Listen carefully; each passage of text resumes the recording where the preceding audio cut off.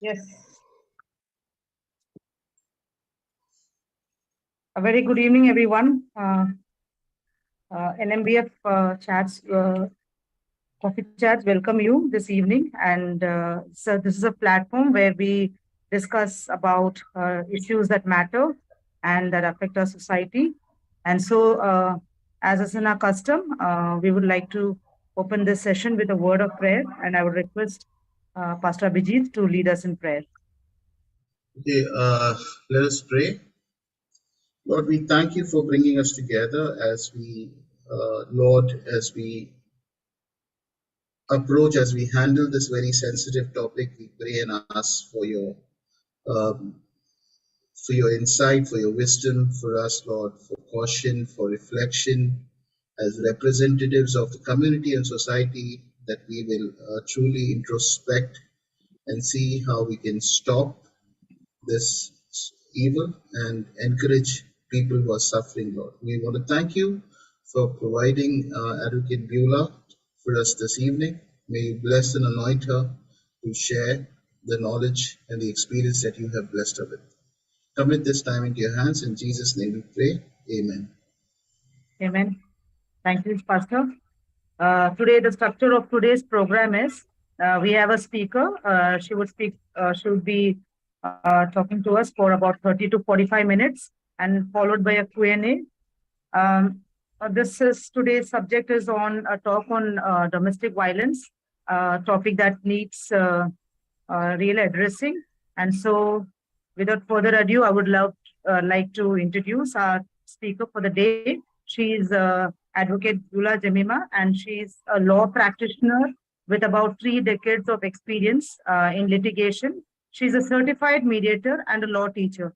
Good evening, ma'am, and I would now welcome you to lead us in today's session. Thank you so much, Mary.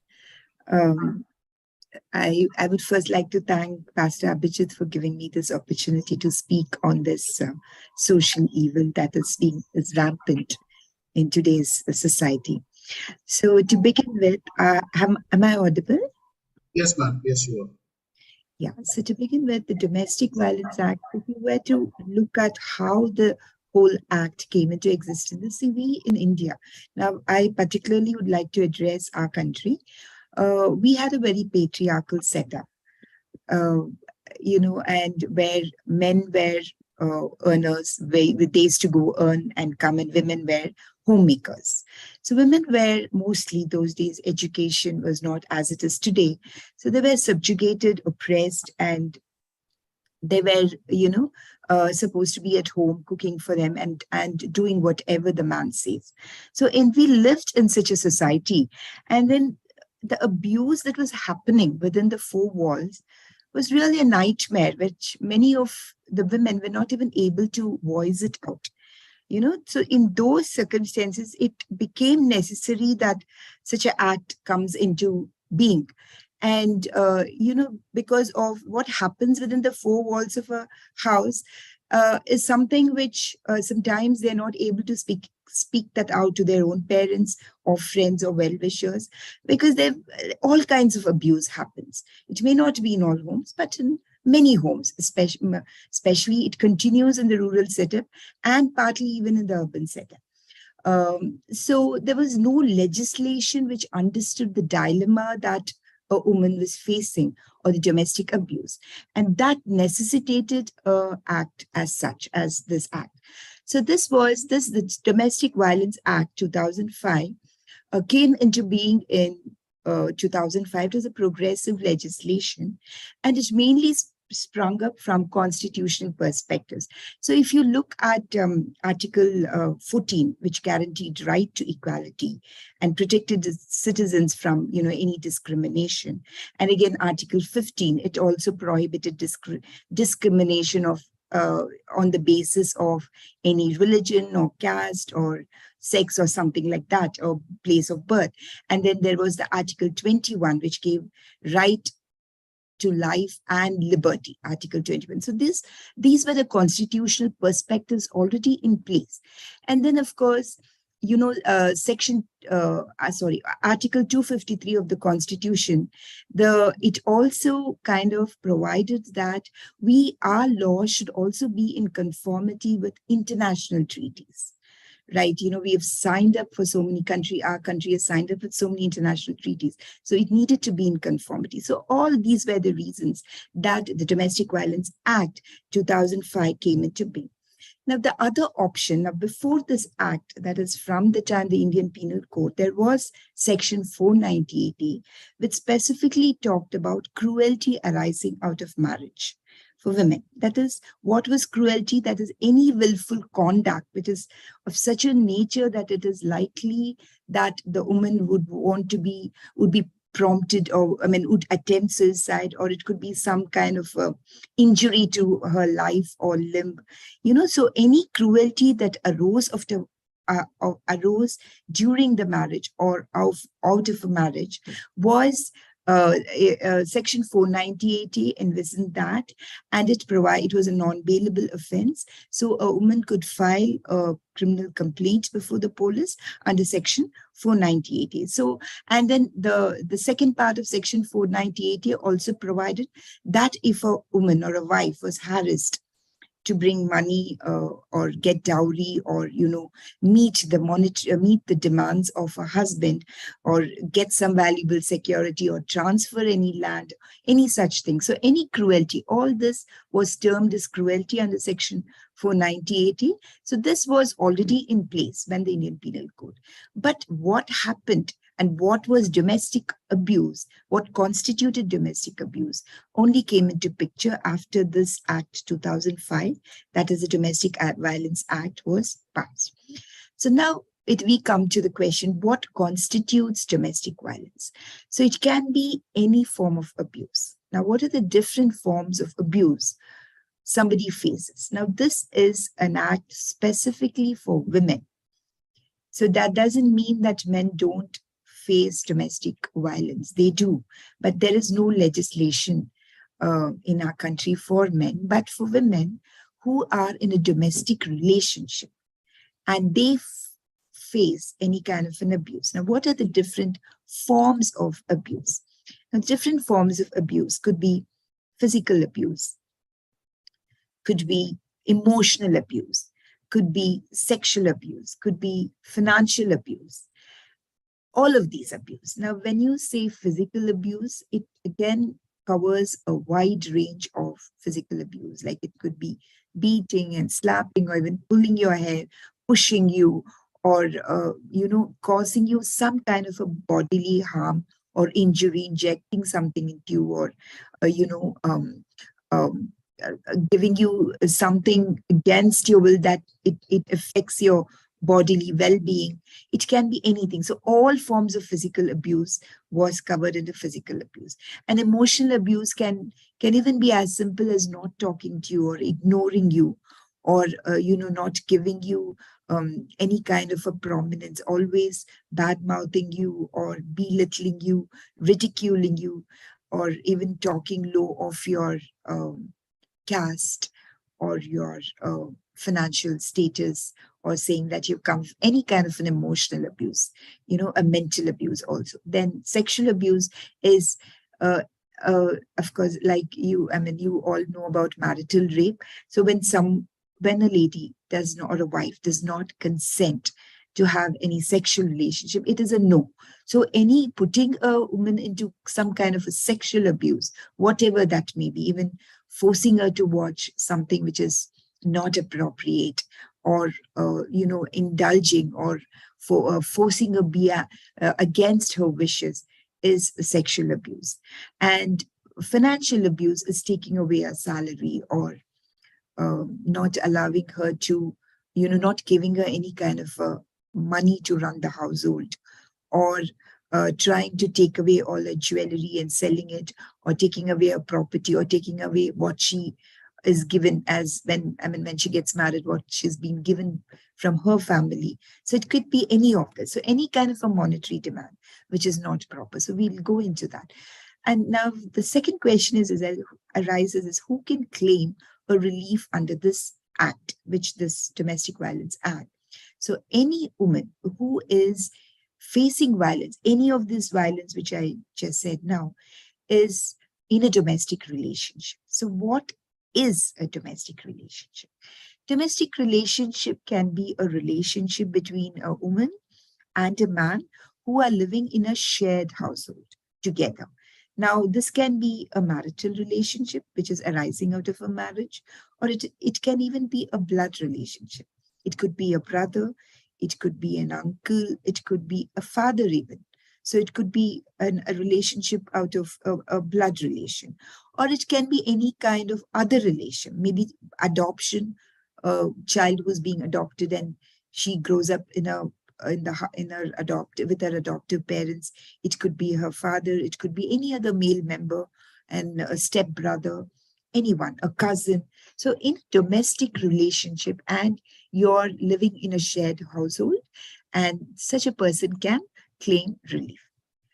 What is meant by a shared household? So wherever the woman resides with a man in a domestic relationship is a shared household. It could also mean the house. Suppose you get married, or one gets married and is living with her in-laws. It could be her father-in-law, mother-in-law, even aunt, or sister-in-law. It could be their house as well. It need not be your one's husband's house, or it does not matter even if the house is not their own house. It could be a rented house, or it could be a temporary residence. But the abuser and the aggrieved person are living together in that household, and then the abuse happens in that household. So that can be perceived as a shared household.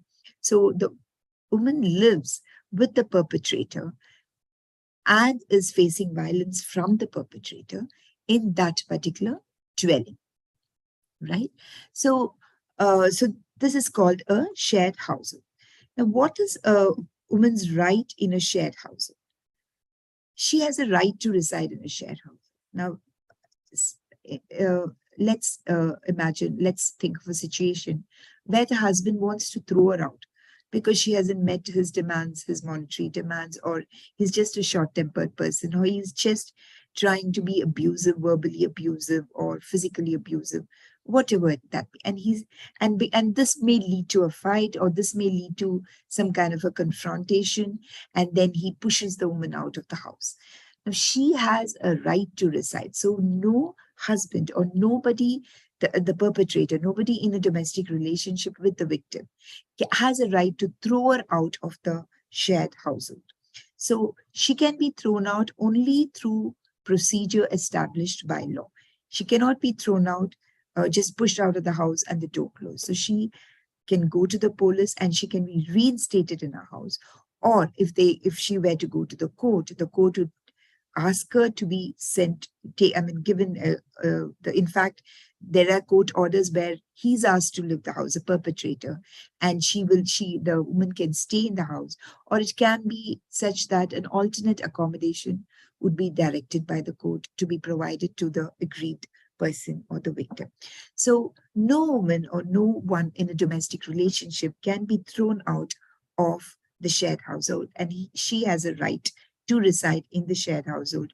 Or if the husband doesn't want her, or if the perpetrator doesn't want her, then he needs to provide an alternate accommodation. So, of course, the police will come and act in such a situation. Now, the next thing which is important to know is, who can she complain against?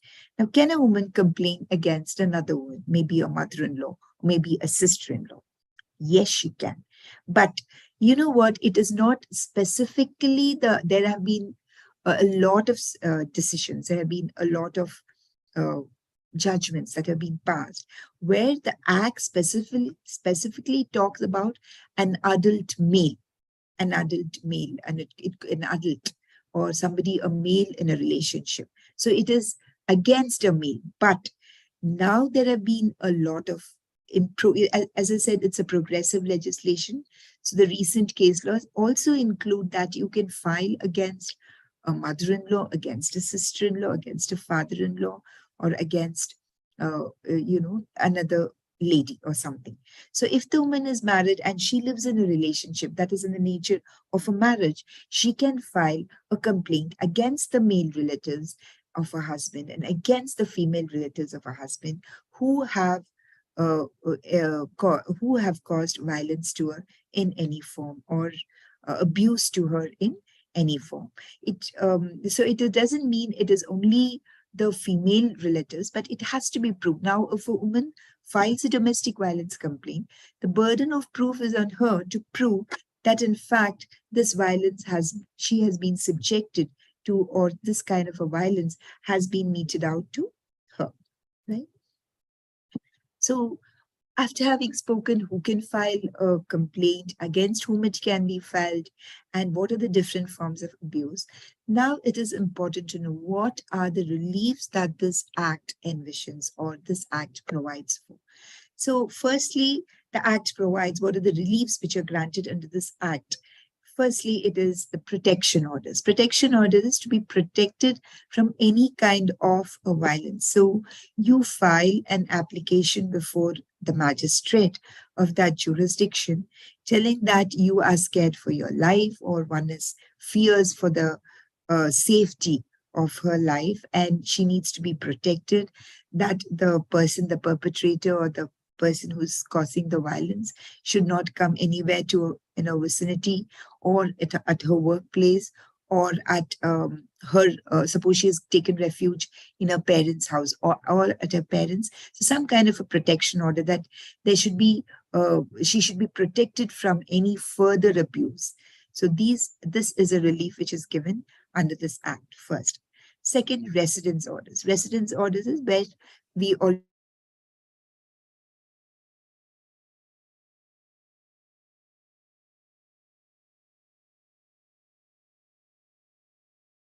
I think there's a problem in the signal, is it?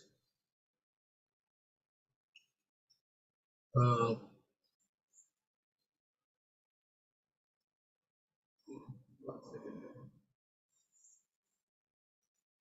Hello. Yeah, Mary, are you getting the still picture? Yes, yes. I'm Okay. here. Yeah, let me just call up ma'am and see. One second.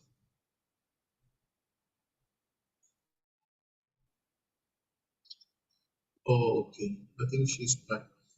Yeah, yeah. You need to unmute, ma'am. Yeah, so was it a time? yeah, we lost you for a minute or so, I think. Okay. Please, Right. can you reverse a little bit back? And yeah. So we were talking. I was just telling about the reliefs which you can get under this act. Yeah. So, firstly, is the protection orders. Whatever kind of a protection you need, that he does not come anywhere near the place where you're staying. You could be staying at your parents' house, or you could be taking shelter at a friend's house, or you could be even staying with your relatives because you are so scared, you've gone through so much of abuse, you even fear. So you can ask or seek protection orders, or otherwise that he should not come to your workplace or come near the place where you stay, and he cannot, it's some kind of an injunction, a restraining order from the court. So that is a relief that you can ask. Then, secondly, you can ask for residence orders. Residence orders is a right to reside in a shared household. Now, nobody can throw you out. They can either give you an alternate accommodation, and till an alternate accommodation is given, you have every right, irrespective of the fact that it is a rented house, or irrespective of the fact that the house belongs to his parents. The fact that you both dwelt in the same house is your shared household, and you have a right to reside there. And of course, the act also gives monetary reliefs. Now, monetary reliefs can be your belongings. Maybe your jewelry has been taken away, or your possessions have been taken away, or your bank balance, your deposit, your salary, and hospital expenses that you've incurred because of the physical abuse, all of that. So you can ask for monetary reliefs, or if they have sold your jewelry which belongs to you, or any of your valuables. And such an ex parte orders also can be obtained where these orders are very urgent and necessary. And then if you're worried that your child will be taken away by the husband, and the child could be small, it could be a male child or a female child, you can also ask for custody orders. Custody is that the restrain the husband or restrain the father from taking away the child.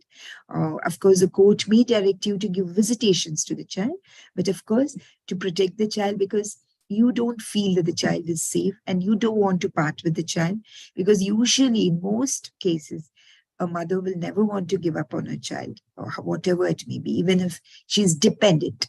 So the child, then the court can order for interim maintenance, that till the disposal of the suit, of the petition, the domestic violence petition, a maintenance should be given. So when when an application is filed for maintenance, then the wife should also provide her assets and liabilities, a list of her assets and liabilities, and an affidavit should be filed. And so also the husband, he also should file an affidavit of his assets and liabilities. And the court decides based on his salary, based on his assets, movable and immobile assets, it decides what is the maintenance that is appropriate for the mother and, the wife and the child.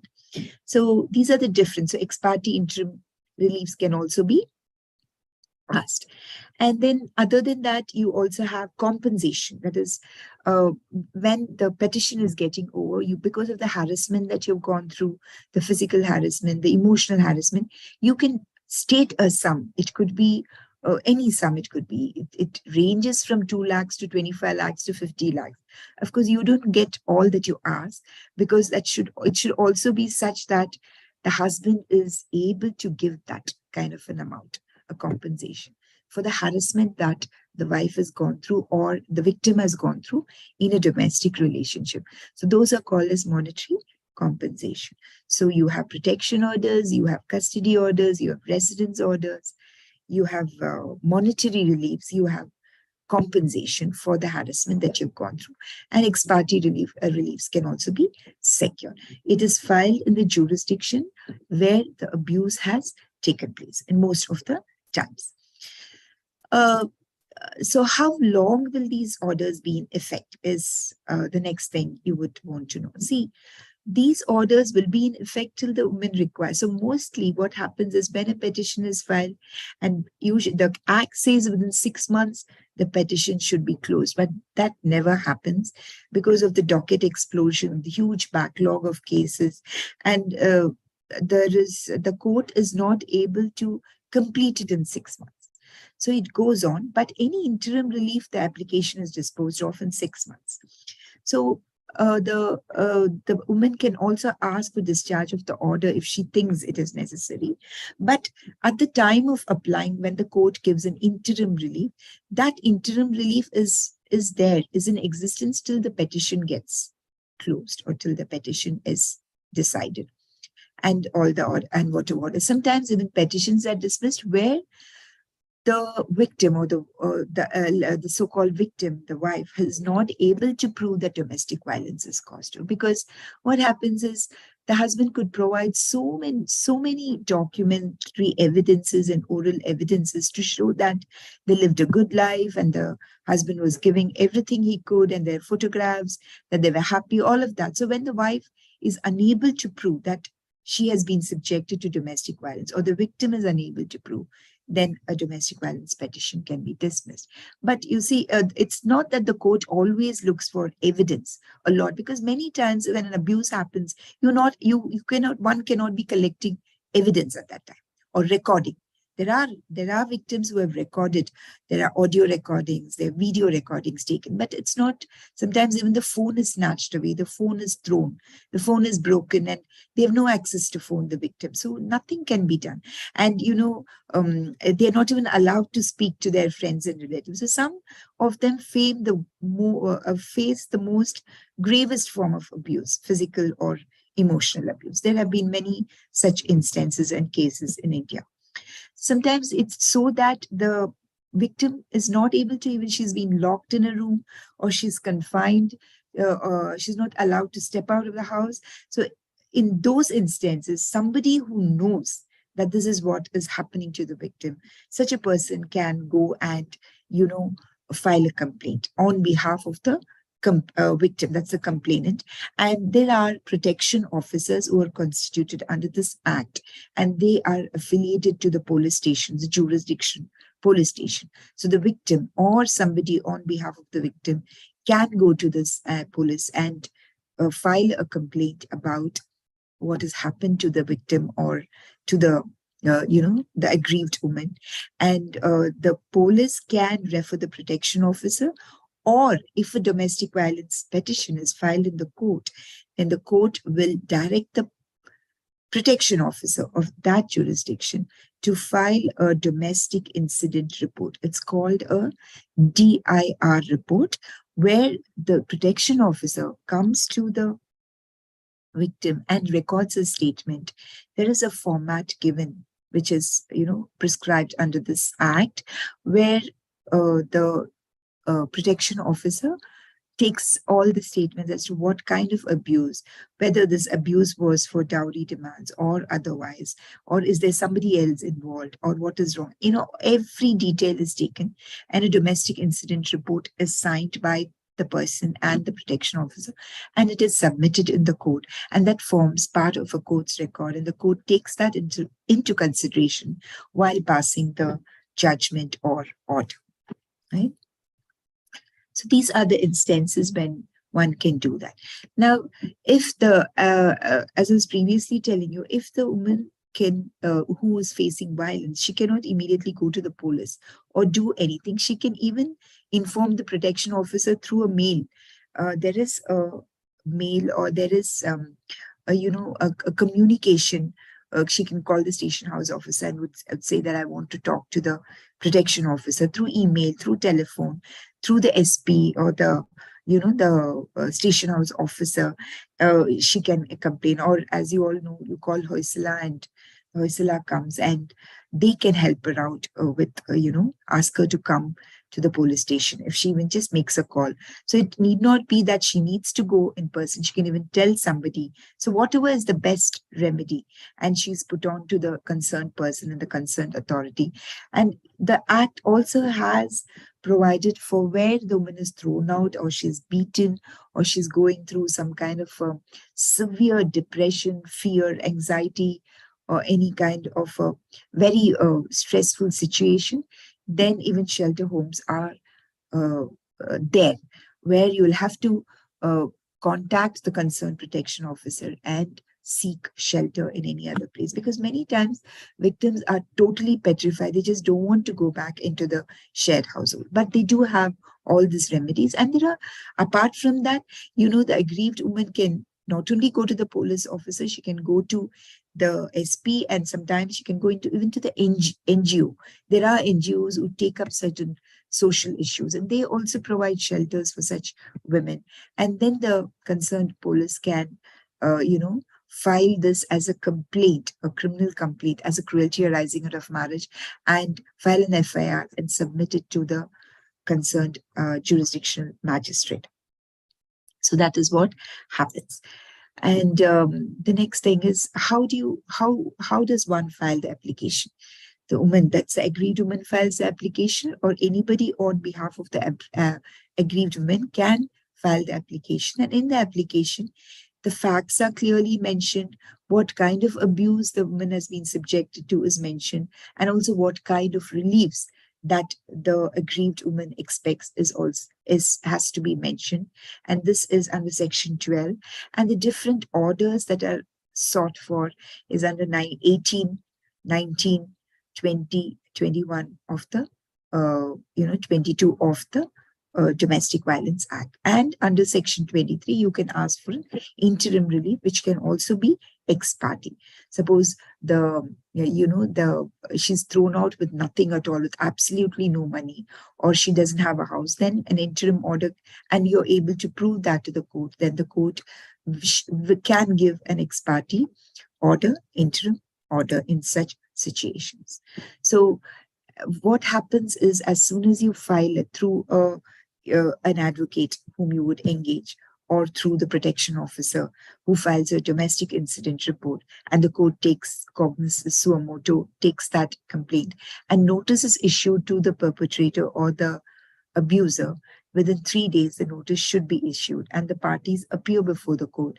So sometimes if the court thinks it is not a very, it is an acrimonious relationship, but it is not to that extent where it could lead to some kind of a terrible situation where there is injury, harm, or bodily injury.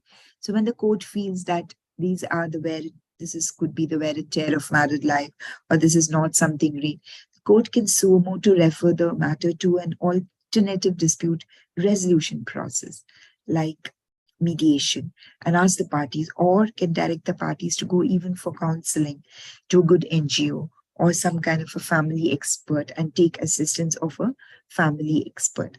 So all this is done. Then if the mediation fails and nothing helps, then the court proceeds with the case, and the evidence of the victim and her, whoever were eyewitnesses, it could be neighbors, it could be somebody or friend to whom she's written about the violence meted out to her. It could be her interested witness, like her parents, or it could be her siblings, any of them. So evidence is taken, whatever evidence she can provide, oral, documentary, all that. And the court goes on the sole testimony. You don't need a lot of corroboration. If the woman is able to find out, sometimes MLCs are done, medical legal certificates is being procured, because the beating could be such bad. It could have been even a bad slap on the face, which has caused you a black eye, and you can go and get a report, and that can also be filed. These are all strong defense, strong evidence which you can submit to the court. And these evidences are presented before the court, and then your advocate would argue in the court, and the court finally passes an order and gives you all the orders that you have sought for, whether it's protection orders, whether it's custody, whether it's compensation, whatever. The court will give you such an order after passing, after this as well. So what are the remedies available? As I told you, a restraining order or an injunction is, you can get an injunction, you can get monetary relief, and you can get compensation in whatever form, monetary compensation. And when it's referred to mediation, the parties even, they agree that maybe immovable property can be transferred, or if they have joint assets together, her share is being bought by the husband and monetary value is given. So the parties agree on something in cases of where it is referred to mediation or counseling. But where it goes on for trial, then of course the court passes an order. So within 60 days of filing an interim application, the court should give an interim relief. And to stop the violence to reoccur or recur, then the court can give any other relief which it deems fit, in addition to the reliefs that the victim has asked for, if the court thinks there should be such a relief. Now, in certain very grave situations or serious situations. And there is also a provision where the order can be discharged, a protection order or any kind of a court order. It can be altered, it can be modified, and all this can be done, right? So these are basically what happens is these kind of situations where there's absolutely no help.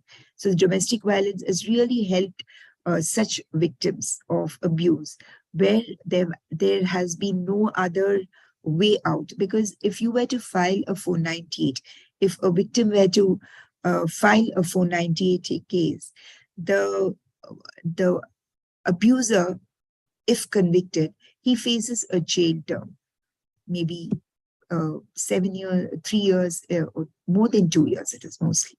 Or if there has been a very bad, sometimes they are burnt, acid is thrown, or sometimes it could be such that they are unable to move their hand or leg because of the severe beating that a person has got, or it could be some kind of a medical condition. In such instances, the imprisonment is long. So there is 498, but you do not get any kind of a compensation, any kind of a monetary relief. So if you're looking at a monetary relief, if you're looking at a maintenance, then the domestic violence is the best option to go to court, because it's not fully a criminal case as such. It's not it is a quasi-criminal case. So where the person is not treated as an accused, he's treated as a respondent, and the court directs him to give, this amount of money, this amount of maintenance, return back her jewelry, or whatever the court may give such an order. And after that, if he does not, the abuser or the perpetrator does not comply with the court order, then the victim can go back to the court and file she can file for execution, and the court can then, on her sole testimony, this court can issue a warrant and secure the presence of the abusers. So any violation of a court order is a criminal offense.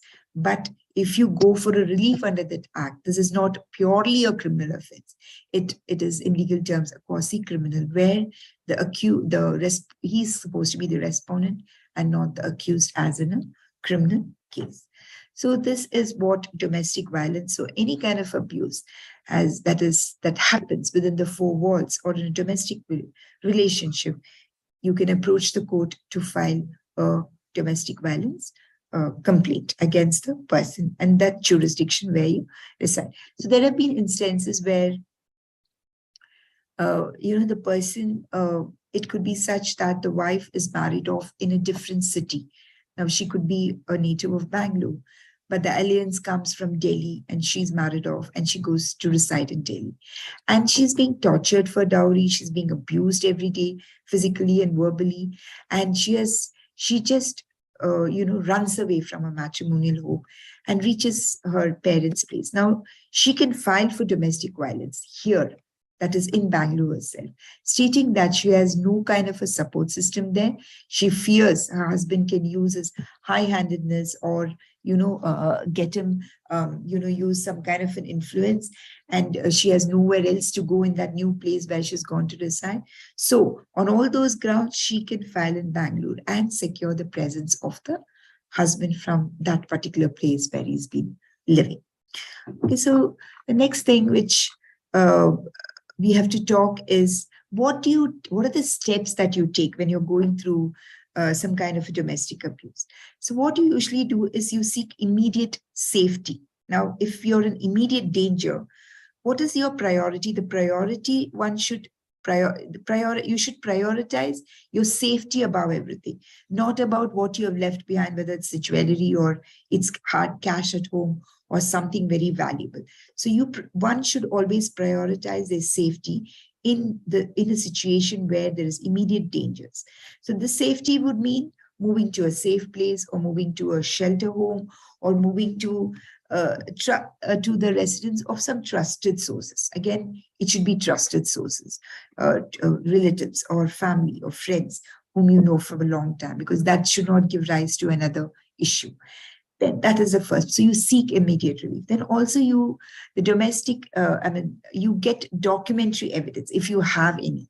Suppose photographs of the injuries that have caused or some kind of a medical report or text messages. These are very crucial in legal proceedings. So documentary evidence is very important. Then one reports the violence. You're not just going to tie your hands and sit quietly or just say, okay, this is common, every household, there is violence. No, please don't do that. You have to report to the concerned police station. You have to report to the appropriate authorities as the police or law enforcement agencies, or it could be any kind of, NGO as well. So they would help you out, or any organization which takes up social issues. So this is the next remedy that you have. Then you can obtain a protection order from the court. Again, it's only the court which can give a protection order. It's not the bench clerk or or somebody in the court officer who can give you that. So you can take a protection order, or that is by means of a restraining order, injunction order, and this will prohibit the abuser from approaching you. So that is also provided. Then you can also seek medical assistance if you're going through severe depression or severe that you need counsel. And of course, you consult an attorney as well in such instances.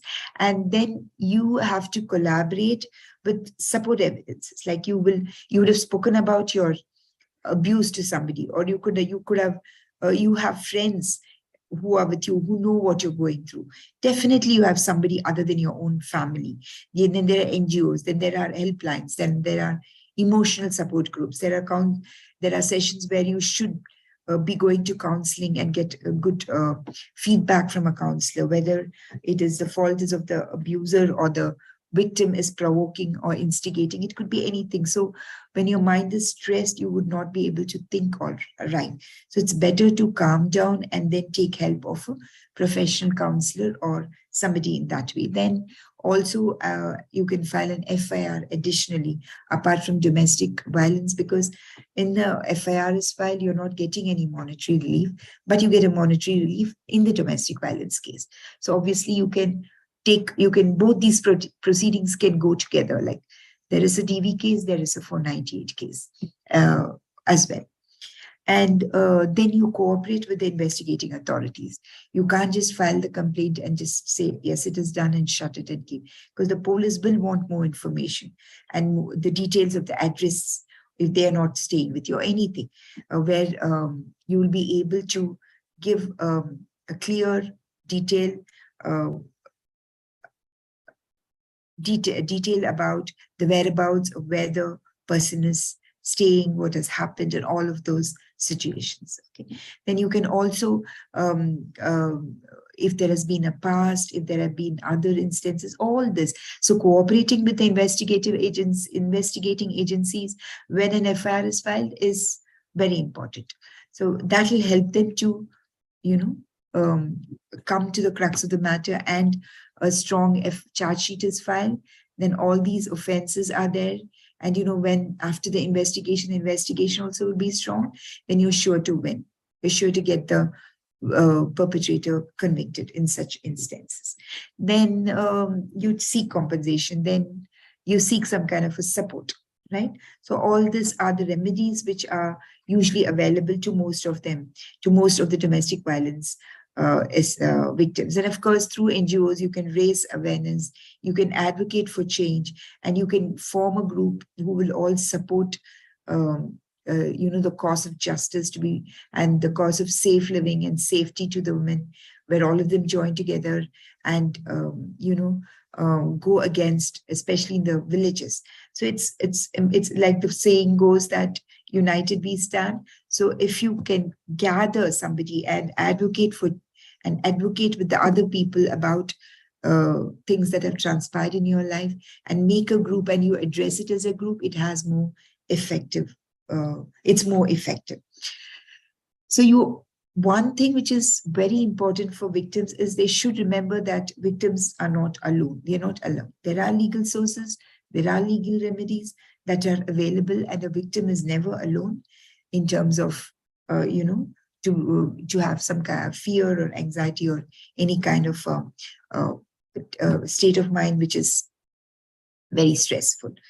And the other thing I would like to say is, how do you recognize abuse? Sometimes it's not easy to recognize abuse because the person could be a sweet talker and to get everything out of you. And then once he could just dump you he could just dump you. And so how will you know that there is this abuse? How do you know that there's a challenge to your safety and security? And what are the signs and the patterns of behavior when you are in an abusive relationship? As we already know, what are the first signs? Is physical violence, hitting, slapping, punching, kicking, abusing, unexplained injuries, throwing you out, pouring something hot on you. All this is physical violence. So you can recognize. And physical violence is very easy to recognize that there's been physical violence meted out. Then, of course, emotional and verbal abuse, controlling behavior, demeaning, belittling, bad-mouthing, criticism, constant criticism, or ceasing to talk or have any conversation, not even giving you money for food, not even buying provisions. All this is emotional and verbal abuse. So what you can recognize these abuses, or if it's financial control, they have access to money and some kind of a financial dependency, then this can include monetary expenses. It can include making the victim to be financially independent on the abuser. Then there could be threats, there could be intimidation by the abuser. Then, of course, the victim is in isolation and consolation, in isolation and counseling is also being given to the victim in such situations. So monitoring communications, interactions, and controlling the movements of the victims is also done. So these are the ways that you can educate people and educate victims of domestic violence. And of course, gaslighting or manipulating or trying to tell bad about someone, that can also, that is also a form of abuse. And that also, so this is how you recognize. So usually the abuser has a cycle of abuse, or there's a constant surveillance, monitoring the victim's phone, and this is violation of the victim's privacy, isn't it? So that is also supposed to be a criminal offense, where the victim is being always followed and threatened, or some sort of a fear is created in the victim's mind. All this comes under abuses. Okay, so intuitions, gut feelings. So recognizing abuse, only when you recognize abuse, you can seek help. If you are not able to recognize abuse, you will not be able to take action. You can even talk to a trusted friend. You can talk to a neighbor whom you can trust, or you can tell somebody. So you have to recognize abuse and seek help. If one does not seek help, then there's nobody who would know about it, and nobody would be able to explain about it. This is all that you have to know about. But as Christians, I was also asked to say, in what way can the church play a crucial role? Because it is not that Christian homes are free from abuse. It happens in very devout Christian homes also, within the four walls, where the wife is being condemned all the time, insulted all the time, demeaned, and treated like a slave. So women should understand that the husband has no right, or the abuser has no right to treat them in such a manner. So this happens even in Christian homes. The church also has a very, very significant role in playing and preventing violence in such homes or in such ways. So the first thing is education and awareness. So victims who are uneducated or who are illiterate, they would surely not know what is this act.